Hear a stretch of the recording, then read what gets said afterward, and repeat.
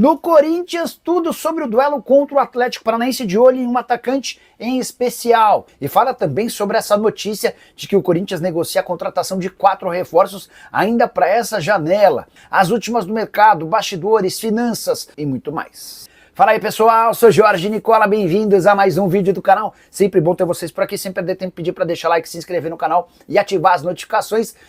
Bora falar agora sobre o Corinthians, esse papo de que o Timão pode ter mais 4 reforços ainda na janela de inscrições que se encerra na próxima terça-feira.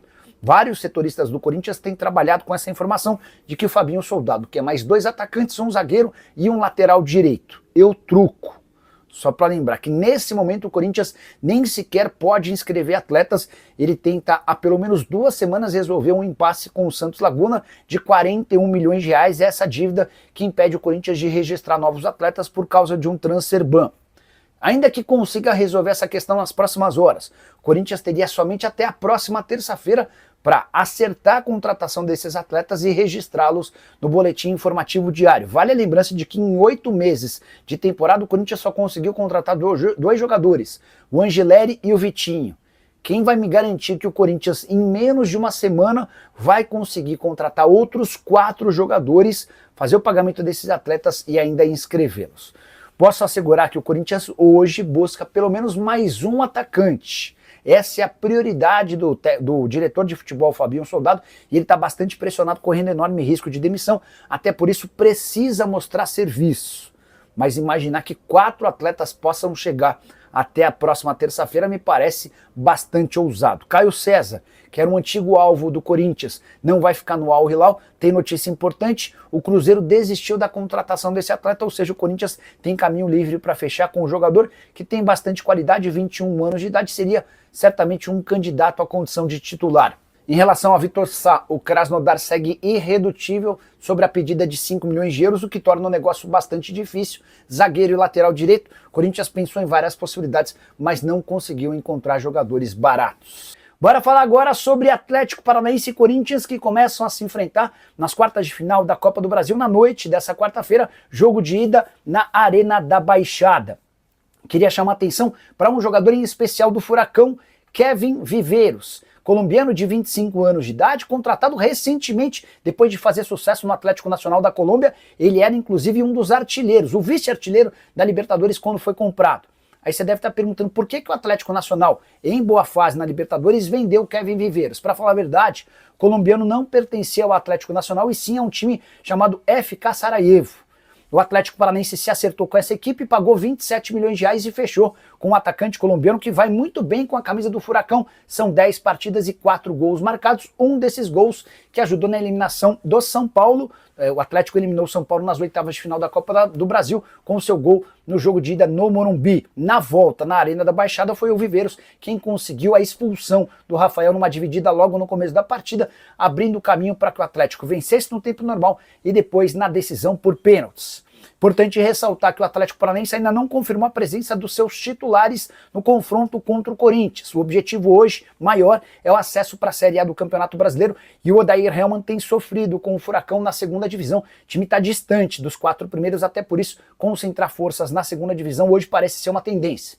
Confesso que ficaria surpreso se o Atlético entrasse com um time reserva ou um time misto para enfrentar o Corinthians nas quartas de final. E aí só mais uma curiosidade, Atlético Paranaense e Corinthians já se enfrentaram 3 vezes em mata-matas da Copa do Brasil, as 3 com vitórias corintianas. 1997, 2001 e 2009 sempre deu timão. Corinthians eliminou o Atlético em 97 nas quartas de final, eliminou o Atlético em 2001 nas quartas de final e eliminou o Atlético em 2009 nas oitavas de final. O Ismael Barbosa, você tem informações desses 4 reforços do Corinthians? Acho que foi o Fabiani quem trouxe a notícia hoje de que o Corinthians quer contratar 4 reforços até o fim da janela. Confesso que eu me assustei. O que eu tinha ouvido é que o Corinthians ainda tem a intenção de fechar com mais 2 reforços. Além do Vitinho, que já foi apresentado, o Agustinho Anello, atacante argentino/americano, que pertence ao Boston River, e mais um outro jogador brasileiro que atua no exterior. Imagina até que esse atacante esteja mais por um centroavante do que por um atacante de velocidade.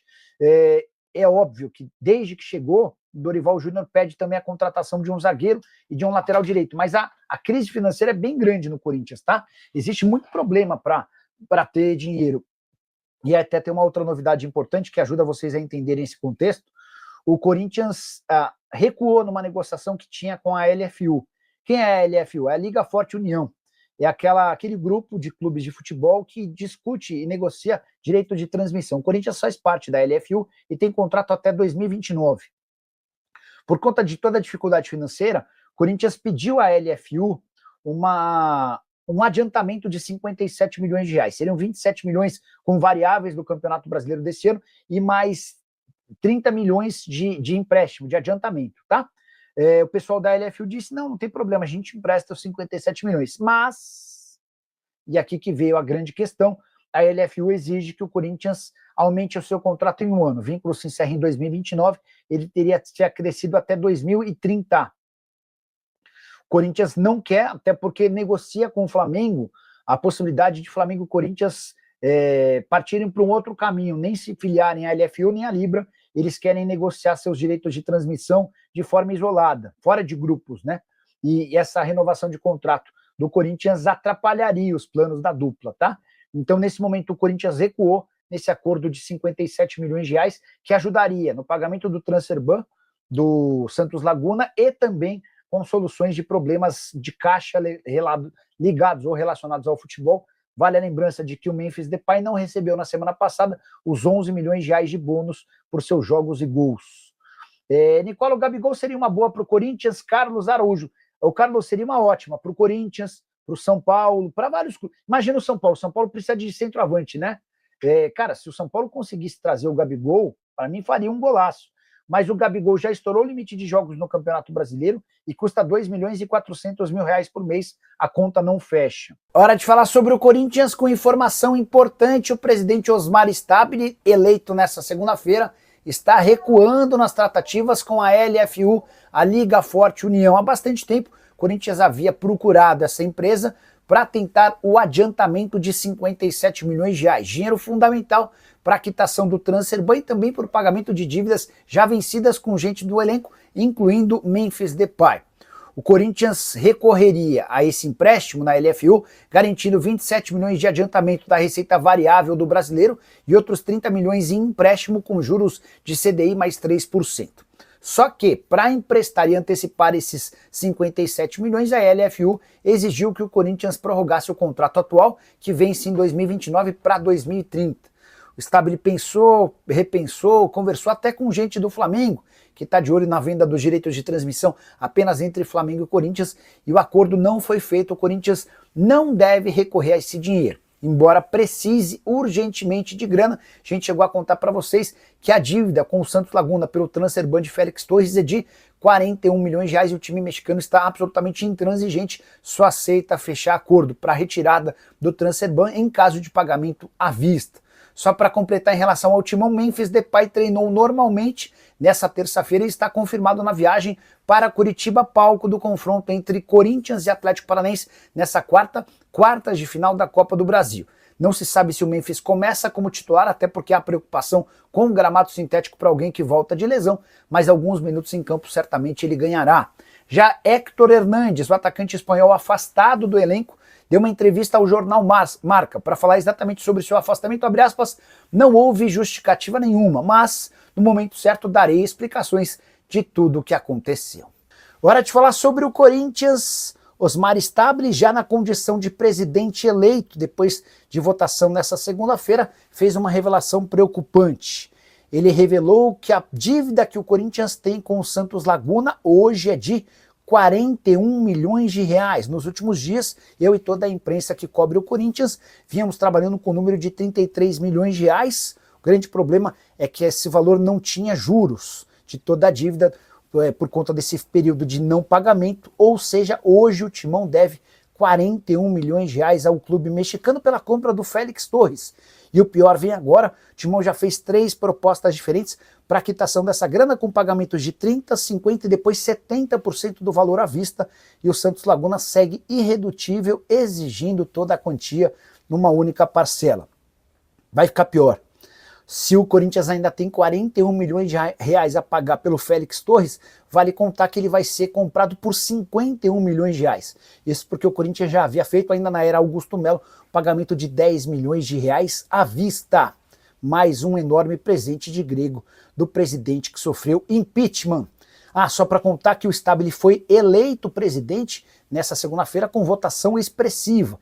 76% dos votos contra apenas 75% dos votos para o Stabile, 19% dos votos para o Cittadini e só 5% dos votos para André Castro.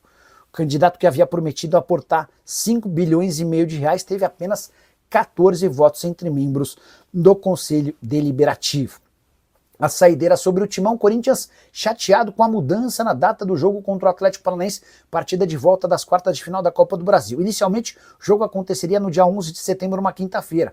Ele foi antecipado para quarta-feira, 21h30, menos tempo para a recuperação do Hugo Souza, que vai estar à disposição da seleção brasileira na terça-feira, na altitude de El Alto, na Bolívia, a 4.100 metros do nível do mar.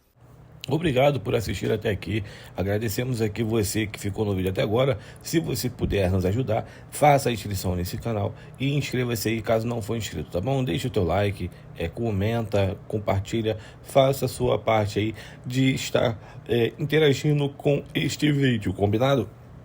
Um grande abraço para você. Hoje tem Coringão e Atlético Paranaense. Para mim 2-0, deixa no comentário o seu palpite. Um grande abraço, até o próximo vídeo, fui.